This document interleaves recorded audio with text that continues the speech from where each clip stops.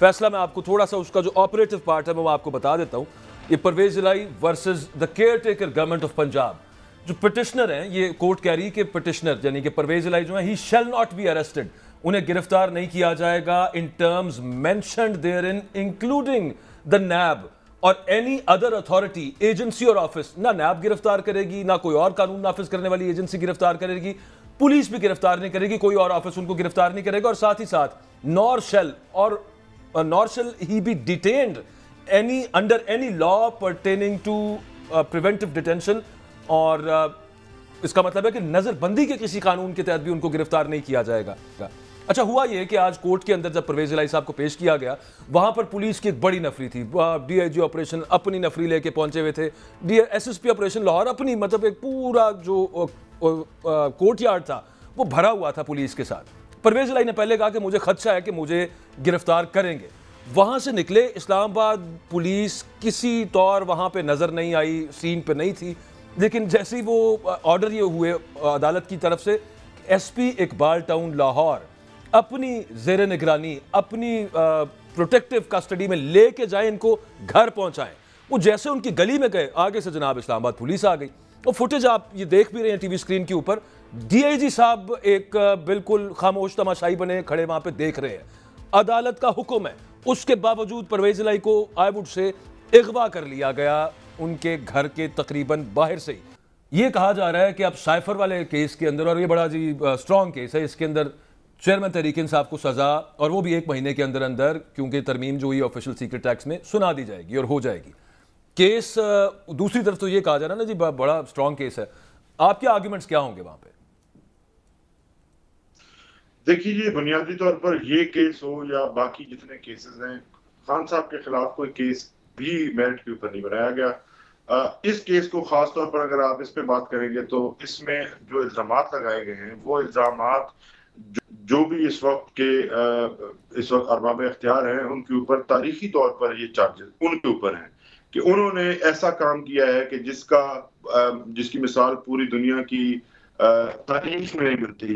कि अगर आपको कोई बैरूनी मुल्क साजिश करके आपकी हुकूमत को गिराए और आपको धमकियां लगाए कि अगर आप ये नहीं करेंगे, और आप उसके बाद फिर वही काम करें और वो हुकूमत गिराएं अपने मुल्क की, और उसके बाद उसी प्राइम मिनिस्टर को और उसी वजीर खारजा को जो उस वक्त आपके लिए कौमी गैरत का निशान बने हुए थे, जिन्होंने एब्सोल्युटली नॉट कहा था, आप उनको पकड़ के जेल में डाल दें, इससे बड़ी पस्ती मैं शायद इंसानी तारीख में ना देखूं।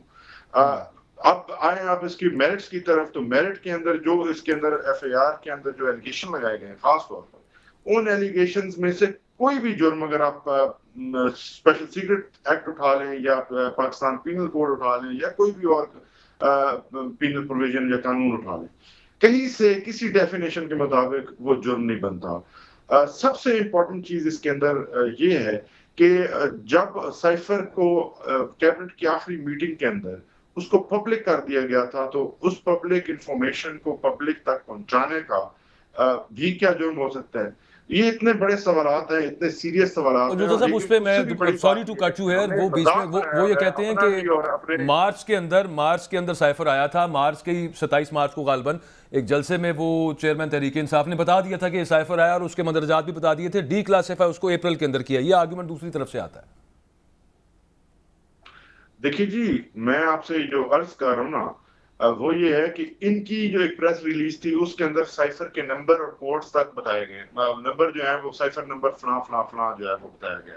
अब ये है असल इंफॉर्मेशन जो आपको टेक्निकली आपको नुकसानदेह पहुंचा सकती है, कि जो आपको साइफर सिस्टम का नंबरिंग सिस्टम है, आप उसको आप एक्सपोज कर रहे हैं।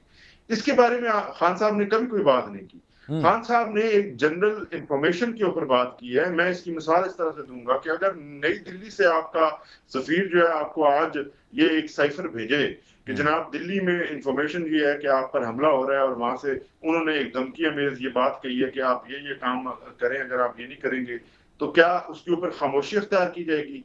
क्या यहाँ पे पाकिस्तान में वजारत खारजा जो है वो चुप साथ लेगा?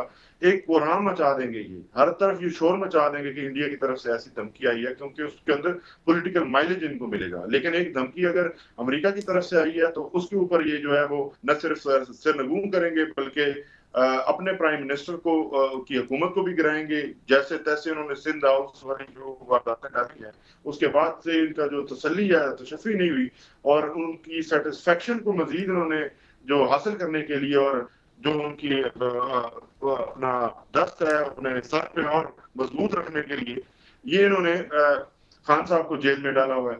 और शाह महमूद को, जो उस वक्त फॉरेन मिनिस्टर थे, जिनका इस काम से या इस इंफॉर्मेशन के साथ कोई लेना देना नहीं है, अगर कोई बात कहीं पे जैसे एलिगेशन लगाए गए हैं, एक तो आप इस केस के अंदर ये अपने किसी स्टांस के ऊपर खड़े नहीं होते। कभी कहते हैं कि ये जो साइफर है ये था नहीं, कभी हकीकत है, कभी फसाना है, और कभी फरीद खुद कहते हैं, राना सनाउल्ला कहता है कि वो ओरिजिनल साइफर वहां पड़ा हुआ है। हकायक भी वैसी हैं। जो उसकी इंफॉर्मेशन की या जो उसकी डिकोडेड फॉर्म थी, जिसको आप ये समझ लें कि सिर्फ एक ट्रांसलेशन थी, उस ट्रांसक्रिप्ट का आगे पीछे होना, वो इमरान खान उसके कस्टोडियन कभी भी नहीं थे। प्राइम मिनिस्टर थे वो कोई अर्दली नहीं थे, वो कोई उसके पीए नहीं है प्राइम मिनिस्टर हाउस के जिसके पास रिकॉर्ड हो, और रिकॉर्ड कीपर नहीं थे। तो ये बात करना कि इमरान खान उसके कस्टोडियन थे, वो उसके कस्टोडियन को पता होगा कि वो कॉपी कहाँ पे है। जब हुकूमत खत्म हो जाती है, तो हुकूमत खत्म होने के बाद उसका कोई भी जो है प्रीवियस जो है रिकॉर्ड, वो कभी आपने ये नहीं देखा होगा कि किसी पिछले ऑफिस होल्डर से उसे पूछा जाए कि वो रिकॉर्ड कहाँ है। इसकी मिसाल एक और मैं देता हूँ कि अदालतों के अंदर मुख्तलिफ जजेस आते जाते रहते हैं, और उनका जो रिकॉर्ड है वो कोई और रिकॉर्ड कीपर रखते हैं। तो क्या अगर एक अदालत में से जज का ट्रांसफर हो जाए और नया जज आए, उसको फाइल ना मिले, तो वो पिछले जज के ऊपर पर्चा दे देंगे। जज ने तो कभी उसको रिकॉर्ड रखी नहीं होता। तो ये एक मजा का केस है। मकसद आपको मालूम है, इसके पीछे जो मकसद का फरमाया है वो। अच्छा इंतजार साहब, मैं थोड़ा सा अपनी इंफॉर्मेशन में इजाफा करना चाह रहा हूँ। जहाँ तक मेरा ख्याल है, ये 27 मार्च 2022 को हुआ। उसके बाद PDM की हुकूमत आई, 2 सलामती कौंसिल के इजलास हुए। 18 महीने बाद अगर वो ये क्राइम था, जो कि मेरी इतला के मुताबिक साइफर गुम हो ही नहीं सकता, वहीं पड़ा है वजारत खारजा के पास एज इट, तो 1.5 साल पर्चा दर्ज क्यों नहीं कराया गया? और क्या महकमा वेदर कहता है अगली इतवार को बारिश होगी, और बारिश नहीं होती तो उन पे भी सीक्रेट एक्ट के तहत मुकदमा हो सकता है। तू अल्लाह के कामों के निजाम में अमल दखल कर रहा है, बारिश तो हुई नहीं।